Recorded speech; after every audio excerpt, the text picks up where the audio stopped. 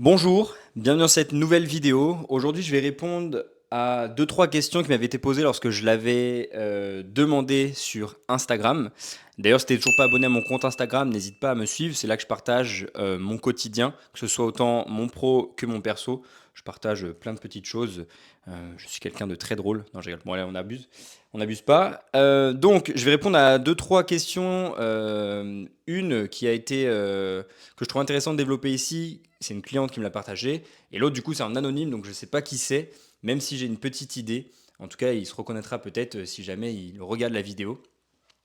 Voilà, si jamais tu te demandes ce que c'est, les petites choses que tu vois juste au-dessus de moi, c'est simplement un fil avec des épingles sur lequel j'ai accroché des phrases percutantes, inspirantes, que j'hésite pas à relire quand j'en ai besoin. Si je t'en partage notamment une, il y a toujours du soleil après la pluie, comment m'y prendre pour pouvoir me le permettre, vas-tu rester à terre ou te relever et essayer de nouveau. Bref, c'est quelques phrases que je peux trouver dans des livres, sur des vidéos internet, etc. Donc c'est vraiment des choses qui viennent m'inspirer. J'en ai pas rajouté depuis un moment d'ailleurs. Mais en tout cas, voilà.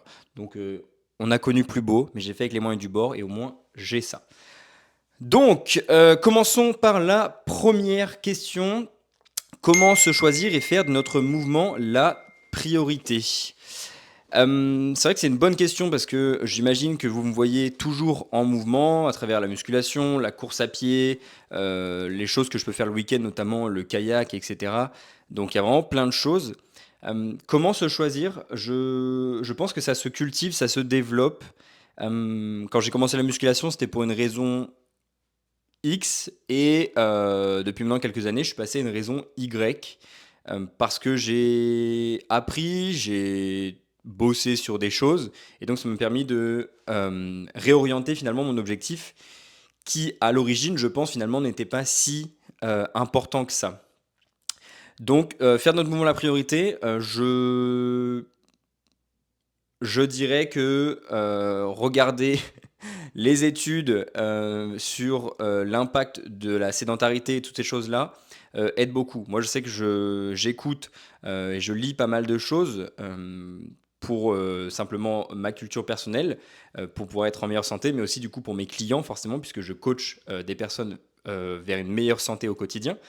Et quand j'entends des choses sur la privation de sommeil, sur l'impact de l'alcool sur le cerveau, sur la malbouffe, sur la sédentarité, donc le fait de quasiment pas bouger de sa journée, etc., eh bien en fait ça fait des très gros rappels. Et d'ailleurs l'un des derniers trucs, si je dois vraiment être honnête avec vous, c'est la crème solaire. Moi qui ai une peau assez bronzée, vous le voyez je pense, j'avais tendance à dire ouais la crème solaire c'est bon, c'est pour les peaux fragiles, etc. Et en fait, j'ai découvert que la crème solaire, notamment, aidait à maintenir un visage, on va dire, lisse, dans le sens où le soleil, à trop forte dose, encore une fois, c'est une question de dosage, pouvait venir vraiment dégrader, si on veut, la qualité de la peau. Et c'est comme ça qu'on devient un peu tout ridé, etc. En partie, encore une fois. Donc, depuis récemment, je décide de mettre de la crème solaire, du coup, quand je m'expose au soleil. Donc, vous voyez, c'est vraiment des petites choses, c'est l'environnement dans lequel je m'expose, des choses qui sont testées et approuvées, qui font que le mouvement est ma priorité parce que je veux pouvoir, ça je le dis souvent, hein, ça me fait rire, mais c'est vrai en plus, je veux vraiment pouvoir continuer à mettre des raclés à mes enfants, même quand j'aurai 40 ans et que par exemple auront 10 ans, je veux pouvoir être toujours aussi solide et pas me dire ah bah j'ai pas l'âge, je peux pas jouer avec eux. Non, c'est vraiment quelque chose d'important pour moi de pouvoir être toujours en forme, toujours pouvoir faire des activités avec mes enfants slash petits-enfants.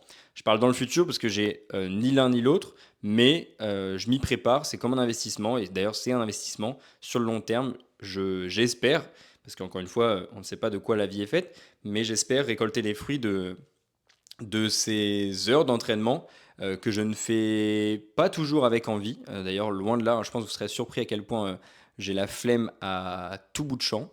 Mais par contre, le mouvement en lui-même, ça c'est autre chose. Ça, j'ai régulièrement envie de bouger quand même. Si je bouge pas pendant 2 jours, par exemple, je vais vouloir vraiment sortir, mais de manière un peu compulsive, sinon je vais péter un câble. Donc voilà. Je sais pas si ça a répondu à la question.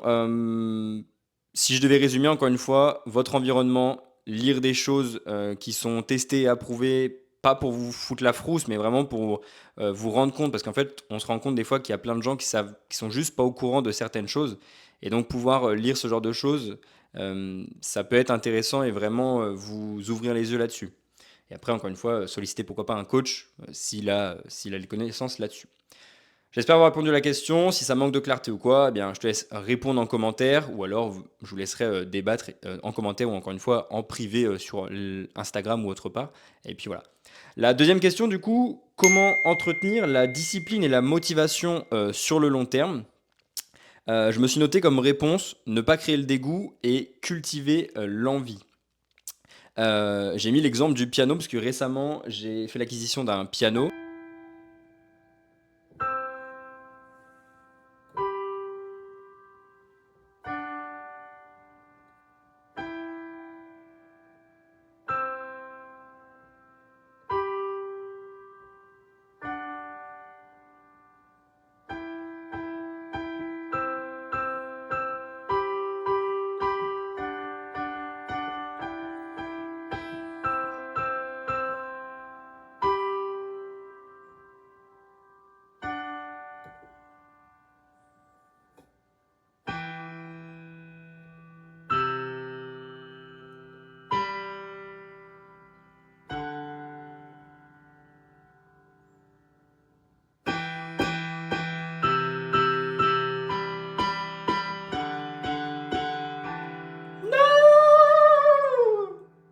Alors pas un énorme piano, même si j'aimerais, mais ça prend de la place et c'est un coût plus important. Donc pour l'instant, j'ai un piano électronique, si on veut.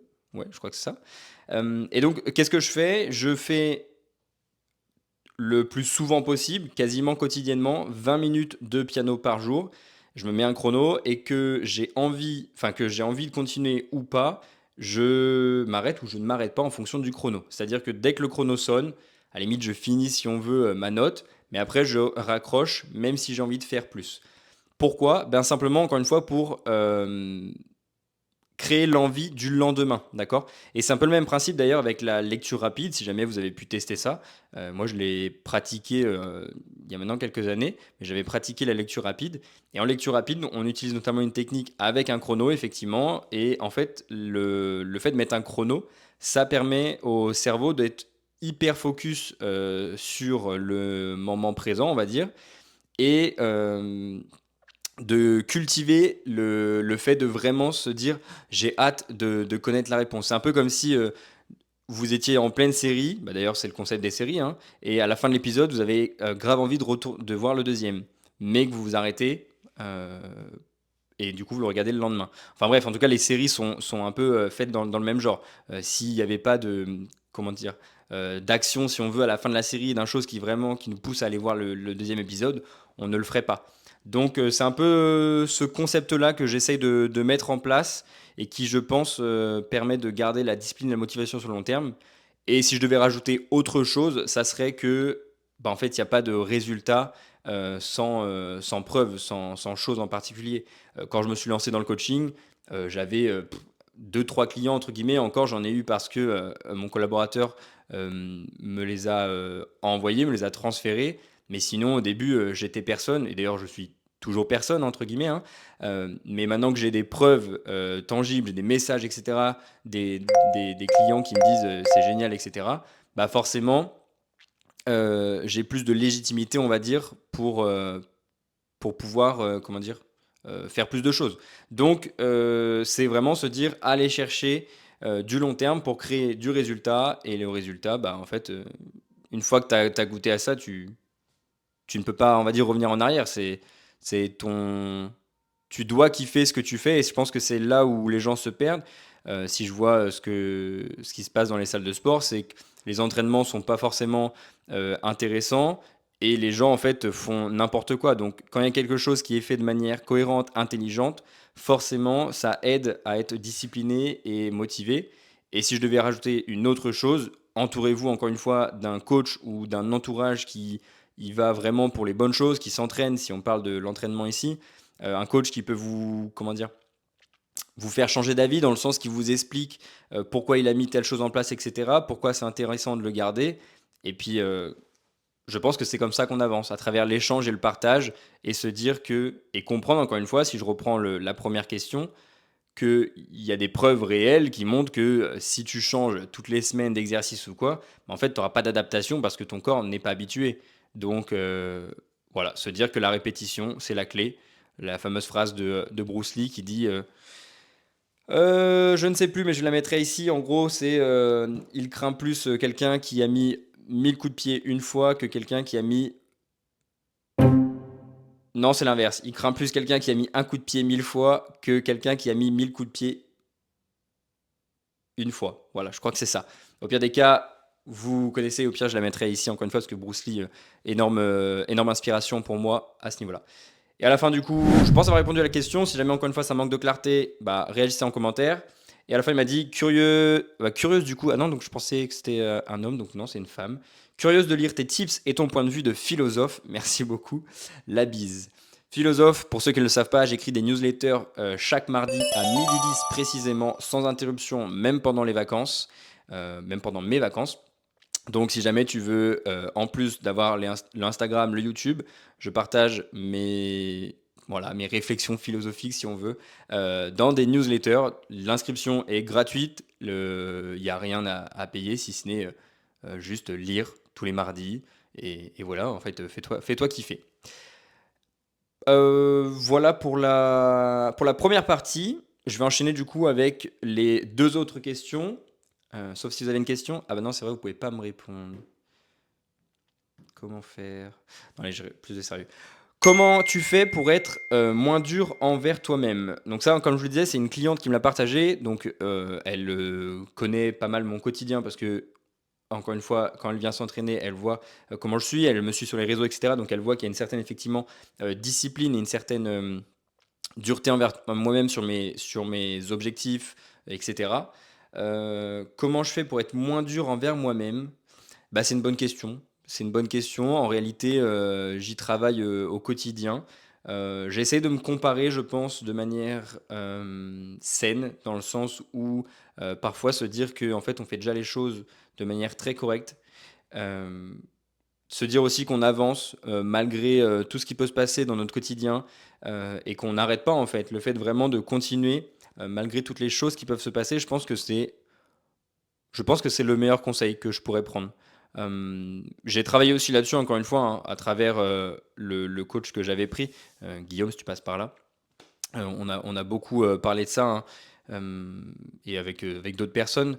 Mais je pense que se dire que c'est accepter les cycles et se dire que c'est pas grave si aujourd'hui ou demain c'est pas foufou, du moment que tu ne t'arrêtes pas.